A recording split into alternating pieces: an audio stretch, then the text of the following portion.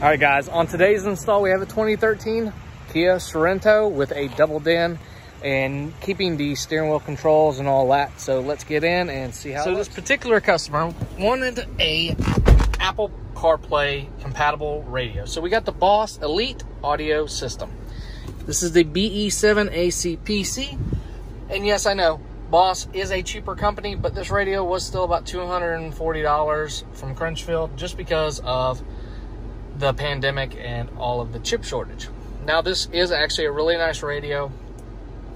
It does put out 340 watts max, so not the greatest, but not bad. And it does have all the Apple CarPlay features, which I've tested, and they actually work really well. So we retain the factory backup camera, along with all the factory steering wheel controls by using a AX-HYKIA 4-SWC. This is for Hondas and Kias 2010 and up. And this unit is about $150. So we were able to keep everything. It was super simple to install. Literally just follow the directions. The programming of the interface can be a little intimidating, but literally all you do is turn the vehicle on and off, hit the button, let it find what radio it is.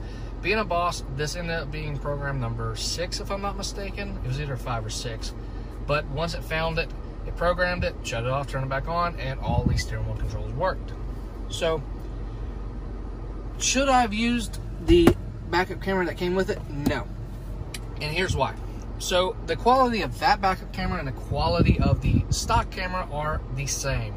So why drill into and tap and run all them wires when I can use the factory harness and be done with it? Now, you do lose the aux iPod USB, which in this car is honestly trash anyway because you have to have both connected to use it. So what we opted for was this USB adapter from the back of the head unit up here by the seat.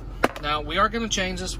He is going to order a round USB receptacle for right here, and I'll take this out and replace it. So if you want an update video on this, guys, go ahead and hit the comment section and leave me a comment. Also, I would do an install video on this one, but it was my first time doing it, so I didn't feel comfortable videotaping it for y'all and getting anything wrong.